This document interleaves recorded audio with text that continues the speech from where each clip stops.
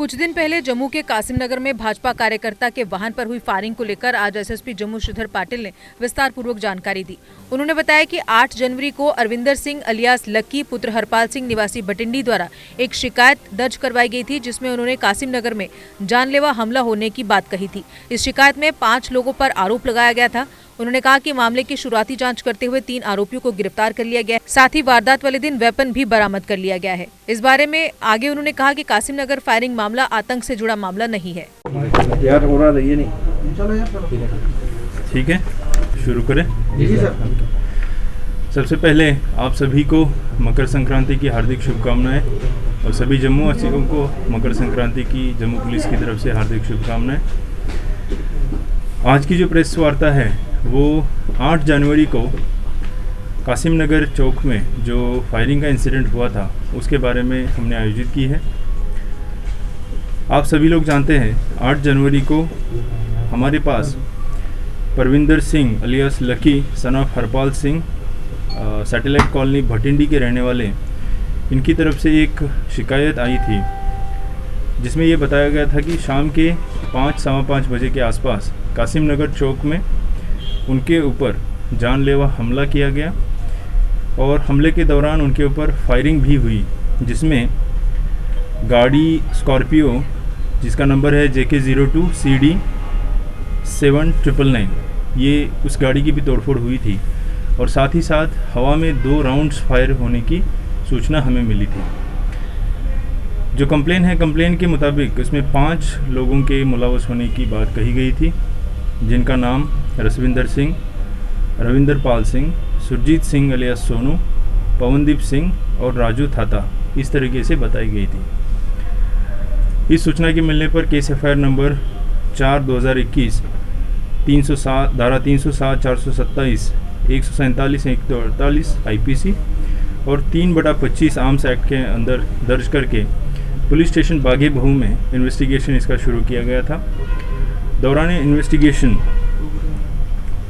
इन लोगों की उस इंसिडेंट में पाए जाने की वजह से 9 तारीख को, मतलब दूसरे दिन, इसमें से पहला जो अक्यूज़ड है रविंदर पाल सिंह, उसको, उसके बाद Amarjit Singh alias Raju Thata son of Swaran Singh जो चट्ठा का रहने वाला है, उसको 11 तारीख को, और जो बाकी इसमें अक्यूज़ थे जिसमें सुरजीत सिंह अलियास सोनू, रसविंदर सिंह और पवनदीप, इन 3 लोगों को ठंडी खुई से 13 तारीख को हमने गिरफ्तार किया है। आप सभी लोग जानते होंगे कि उस टाइम मीडिया में इस तरीके से एक बात चली थी, एक स्टोरी चली थी कि बीजेपी के लीडर के ऊपर हमला हुआ है और उसमें ऊपर फायरिंग हुई है। बहुत सारे लोगों ने उसको टेरर एंगल के साथ भी जोड़ने की कोशिश की थी। तो आज की प्रेस वार्ता आयोजित करने का यही उद्देश्य है कि इस केस की जो प्रिलिमिनरी इन्वेस्टिगेशन हुई है, जिसमें जैसा आप जानते हैं कि हम आज तकरीबन 6-7 दिन के बाद आपके सामने इसीलिए पेश हो रहे हैं कि इस केस की तह तक हम जाना चाहते थे, इसको अच्छी तरीके से इन्वेस्टिगेट करना चाहते थे बिफोर हम कोई पब्लिक स्टेटमेंट जारी करें।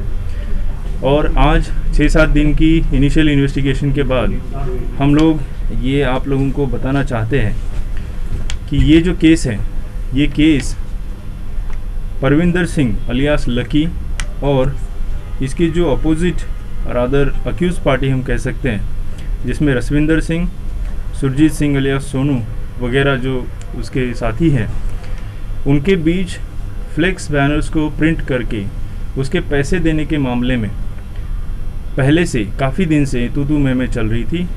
जिस दिन ये इंसिडेंट हुआ है उस दिन इन 2 पार्टीज़ के बीच में कासिम नगर चौक में पहले स्कफल हुआ है और जो स्कफल है वो धीरे धीरे इंटेंसिफाई होते हुए लास्टली इसमें हवा में 2 राउंड फायर हुए। जिस वेपन से फायरिंग हुई है हमने वो वेपन जब्त कर लिया है। उसके साथ साथ जो खाली कारतूस है वो भी वहाँ से मौके से हमने बरामद किए हैं।